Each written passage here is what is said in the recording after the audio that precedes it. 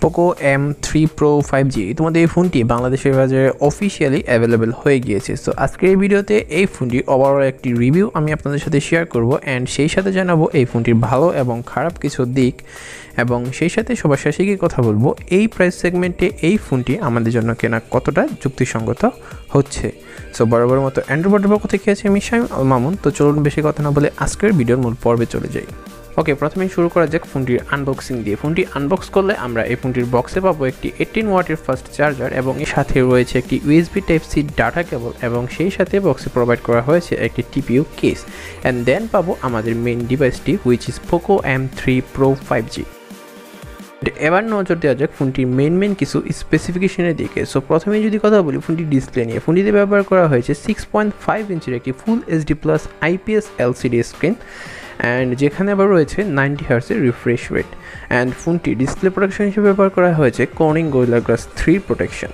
And তারপর যদি চলে আসে ফোনটির ক্যামেরা সেকশনে, ফোনটির ব্যাক সাইডে রয়েছে ট্রিপল ক্যামেরা সেটআপ যার মেইন সেন্সরটি হচ্ছে 48 মেগাপিক্সেলের এবং সাথে রয়েছে 2 মেগাপিক্সেল প্লাস 2 মেগাপিক্সেলের দুটি সেকেন্ডারি ক্যামেরা এবং এই ফোনটির ফ্রন্টে ব্যবহার করা হয়েছে 8 মেগাপিক্সেলের একটি সেলফি ক্যামেরা অ্যান্ড সেই সাথে ফোনটিতে ব্যাটারি ব্যবহার করা হয়েছে 5000 mAh এক ম্যাসিভ ব্যাটারি এবং সাথে রয়েছে 18 ওয়াটের ফাস্ট চার্জের সাপোর্ট অ্যান্ড ওভারঅল ফোনটি রান করবে অ্যান্ড্রয়েড 11-এ অ্যান্ড ফোনটিতে চিপসেট ব্যবহার করা হয়েছে MediaTek Dimensity 700 5G processor which is 7 nanometre architecture build একটি প্রসেসর এবং এই ফোনটি বাংলাদেশের বাজারে 6128 এই একটি মাত্র ভেরিয়েন্টে অ্যাভেলেবেল রয়েছে এবং এই ফোনটির 6128 জিবি যে ভেরিয়েন্ট রয়েছে এটির বাংলাদেশে মূল্য নির্ধারণ করা হয়েছে 24,000 টাকা। সো এই ছিল এই ফোনটির মেইন কিছু স্পেসিফিকেশন। সো এবার কথা বলি এই ফোনটির ভালো এবং খারাপ কিছু দিক নিয়ে। সো প্রথমেই কথা বলি এই ফোনটির খারাপ যে দিকগুলো আমার কাছে লেগেছে সেই ব্যাপারগুলো নিয়ে। সো প্রথমে চলে আসি এই ডিসপ্লে সেকশনে। আমরা এই বাজেট সেগমেন্টে Xiaomiর অনেক ফোনে আমরা ইতিমধ্যেই কিন্তু সুপার অ্যামোলেড ডিসপ্লে দেখতে পেয়েছি এবং সেই সাথে সেই সব ডিসপ্লেতেও হাই রিফ্রেশ রেটও ছিল অ্যান্ড এই ফোনটির ক্ষেত্রে কিন্তু আমরা কোনো রকমের সুপার অ্যামোলেড ডিসপ্লে পাচ্ছি না। ফোনটিতে ব্যবহার করা হয়েছে শুধুমাত্র একটি এলসিডি স্ক্রিন এবং যেখানে শুধুমাত্র 90 হার্টজের রিফ্রেশ রেট ব্যবহার করা হয়েছে। এখানে কিন্তু আমরা 120 হার্টজের রিফ্রেশ রেট যদি পেতাম তাহলে কিন্তু ডিসপ্লের এক্সপিরিয়েন্সটা কিন্তু আমাদের ক্ষেত্রে আরও একটু স্মুথ একটি ফিল দিত। সো এটি একটি খারাপ দিক আমার কাছে লেগেছে ডিসপ্লে সেকশনে এবং সেই সাথে দুটো ডিসপ্লে সেকশনে আমরা কর্নিং গোরিলা গ্লাস 3 এর প্রোটেকশন পাচ্ছি। এখানে কর্নিং গোরিলা গ্লাস 5 এর প্রোটেকশন যদি আমরা পাচ্তাম তাহলে কিন্তু ডিসপ্লের প্রোটেকশনটা আরও একটু মজবুত হতো বলে আমার মনে হয়। অ্যান্ড তারপর চলে আসবো এই ফোনটির ক্যামেরা সেকশনে। এই ফোনটির ক্যামেরা সেকশনে কিছুটা ডাউনগ্রেড কিন্তু আমরা লক্ষ্য করবো Xiaomiর এই বাজেট সেগমেন্টে অন্যান্য ফোনের তুলনায়। এই ফোনটির মেইন ক্যামেরা সেন্সর ব্যাক সাইডে ব্যবহার করা হয়েছে 48 মেগাপিক্সেল যেখানে আমরা এর থেকে কম বাজেটের ফোনেও 64 মেগাপিক্সেলের ক্যামেরা কিন্তু আমরা দেখতে পাবো অন্যান্য ফোনগুলোর ক্ষেত্রে অ্যান্ড সেই সাথে এই ফোনটির ফ্রন্টে ব্যবহার করা হয়েছে 8 মেগাপিক্সেলের একটি সেলফি ক্যামেরা যেটাও আমার কাছে তুলনামূলক কম মনে হয়েছে। এখানে কিন্তু আমরা মিনিমাম 16 মেগাপিক্সেলের একটি সেলফি ক্যামেরা আশা করতেই পারি এই বাজেট সেগমেন্টে। অ্যান্ড তারপর যে জিনিসটা আমার কাছে সবচেয়ে খারাপ লেগেছে সেটি হচ্ছে এই ফোনটিতে শুধুমাত্র একটি সিঙ্গেল স্পিকার ব্যবহার করা হয়েছে অ্যান্ড এবারের সেগমেন্টে কিন্তু আমরা Xiaomiর আরও বিভিন্ন ফোনে কিন্তু ডুয়েল স্টিরিও স্পিকার ব্যবহার করতে দেখেছি অ্যান্ড এই ফোনটির ক্ষেত্রে তারা শুধুমাত্র একটি সিঙ্গেল স্পিকার ব্যবহার করে অ্যান্ড যে জিনিসটা আমার কাছে কিছুটা ডিসঅ্যাপয়েন্টেড লেগেছে। অ্যান্ড দুঃখের ব্যাপার হচ্ছে এই ফোনটিতে শুধুমাত্র একটি সিঙ্গেল স্পিকার ব্যবহার করায় কিন্তু আমরা ডুয়েল স্টিরিও স্পিকারের মজাটা কিন্তু এই ফোনটি থেকে পাচ্ছি না। অ্যান্ড সেই সাথে আরও একটি যে জিনিসটা আমার কাছে খারাপ লেগেছে সেটি হচ্ছে এই ফোনটির ব্যাক সাইডটি ফুললি প্লাস্টিক মেড একটি ব্যাক সাইড। এই ফোনটির ব্যাক সাইডটি যদি গ্লাস ব্যবহার করা হতো তাহলে কিন্তু এই ফোনটিতে আরও একটি স্ট্রং হতো এবং সেই সাথে এই ফোনটি হাতে নিয়েও কিন্তু প্রিমিয়াম একটি ফিল আমরা পেতাম। অ্যান্ড এই ফোনটিতে প্লাস্টিক ব্যাক সাইড ব্যবহার করা হয়েছে যেখানে কিন্তু খুব সহজেই স্ক্র্যাচ এসে যাবে। সো এই জন্যই আপনারা যদি এই ফোনটি কেউ কেনেন তাহলে কিন্তু অবশ্যই এই ফোনটির সাথে যে ব্যাক কভারটি প্রোভাইড করা হয়েছে সেটি অবশ্যই আপনারা ইউজ করবেন। সো এই ফোনটির এই বিষয়গুলো আমার কাছে মোটামুটি কিছুটা ডিসঅ্যাপয়েন্টেড লেগেছে অ্যান্ড এই ফোনটির খারাপ দিক আমার কাছে এগুলোই মনে হয়েছে। অ্যান্ড এবার কথা বলবো এই ফোনটির কোন বিষয়গুলো আমার কাছে ঠিক ভালো লেগেছে। সো প্রথমেই যে ব্যাপারটি নিয়ে কথা বলবো সেটি হচ্ছে এই ফোনটি গুড লুকিং একটি ফোন। অবশ্যই এ বাজেট সেগমেন্টে অন্যান্য ফোনের তুলনায় এই ফোনটির লুকিং আমার কাছে তুলনামূলক কিছুটা ভালোই লেগেছে। অ্যান্ড তারপর যে ব্যাপারটি নিয়ে কথা বলবো সেটি হচ্ছে এই ফোনটির চিপসেট। এই ফোনটিতে ব্যবহার করা হয়েছে ডেমেনসিটি 700 5G একটি প্রসেসর।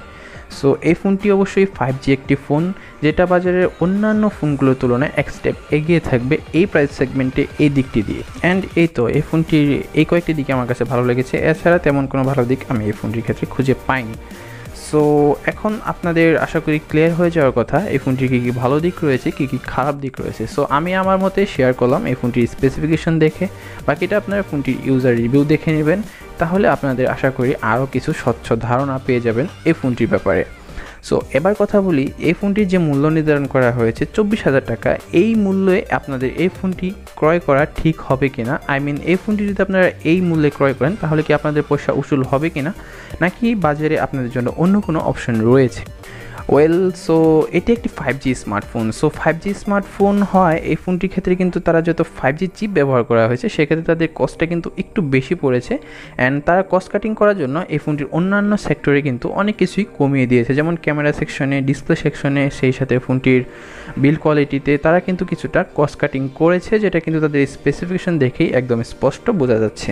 তো এই ফোনটির মূল্য নির্ধারণ করা হয়েছে 24,000 টাকা, অ্যান্ড 24,000 টাকায় কি এই ফোনটি আসলেই কি নেওয়া যায়। অ্যান্ড আমি আপনাদের বলবো যে আপনাদের যদি এই ফোনটি পছন্দ হয়ে থাকে তাহলে এই ফোনটি আপনারা নিতে পারেন। অ্যান্ড সেই সাথে আমি আপনাদের আরও একটি কথা বলতে চাই, সেটা হচ্ছে আপনাদের কাছে যদি 5Gটাই ম্যাটার হয় তাহলে আপনারা সেক্ষেত্রে এই ফোনটি চুজ করতে পারেন। ওই ফোনটি অতটাও খারাপ না, মোটামুটি ডেলি টাস্কের জন্য আপনাদের এই ফোনটি পারফেক্ট বলা চলে। অ্যান্ড সেই সাথে তো 5G রয়েছে, আপনাদের অন্যরকম একটি ফিলিংই থাকবে যে হ্যাঁ বেটা 5G ফোন হাতে আমি তো তোদের থেকে আসলে এক স্টেপ এগিয়ে রয়েছি। সো ফ্রেন্ডদের সাথে আপনারা যদি এরকম গিমিকে যান সেক্ষেত্রে এই ফোনটি আপনার জন্য একটা পারফেক্ট চয়েস কিন্তু হতে পারে। সেই সাথে এই ফোনটি গুড লুকিং একটি ফোন, সেদিক থেকেও আপনি কিছুটা মনে স্বস্তি পাবেন। অ্যান্ড 5G যদি আপনার কাছে ম্যাটার হয় তাহলে এই ফোনটি আপনার অবশ্যই ক্রয় করতে পারেন। অ্যান্ড 5Gটা যদি আপনার কাছে ম্যাটার না হয় তাহলে কিন্তু এই ফোনটির আরও অল্টারনেটিভ ফোন বাজারে ইতিমধ্যে রয়েছে। Xiaomi তরফ থেকে বেশ কিছু ফোন রয়েছে এবং অন্যান্য ব্র্যান্ডের তো বেশ কিছু ফোন রয়েছে। সো আমি যদি আপনাদের Xiaomiর ক্ষেত্রেই কথা বলি, অ্যান্ড Xiaomiর যে ফোনটি আসলে এই ফোনটির আমি মনে করি যে আসলে এই ফোনটির অল্টারনেটিভ হতে পারে সেটা হচ্ছে Redmi Note 10S।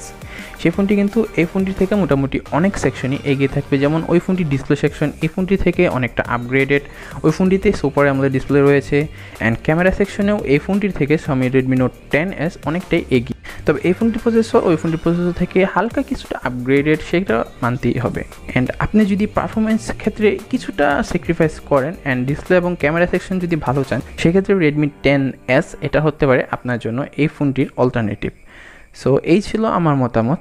সো এই ছিল আজকের ভিডিও। আশা করি ভিডিওটি আপনাদের ভালো লাগবে এবং ভিডিওতে যে তথ্য আমি দিয়েছি তা আপনাদের জন্য হেল্পফুল হবে। যদি ভিডিওটি ভালো লেগে থাকে তাহলে অবশ্যই আমার চ্যানেলটি সাবস্ক্রাইব করে দেবেন। অ্যান্ড এই ফোনটি নিয়ে অথবা অন্য যে কোনো ফোন নিয়ে যদি আপনাদের কোনো তথ্য জানার প্রয়োজন পড়ে অথবা কোনো মতামত জানার প্রয়োজন পড়ে তাহলে সেটি কিন্তু অবশ্যই আমার এই ভিডিওর কমেন্ট সেকশনে আমাকে কমেন্ট করে জানাতে পারেন।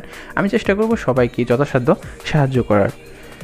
সো আজকের মতো এই পর্যন্তই। সবাই ভালো থাকবেন, সুস্থ থাকবেন। কথা হবে নতুন অন্য কোনো ভিডিওতে অন্য কোনো দিন। Till then, good by.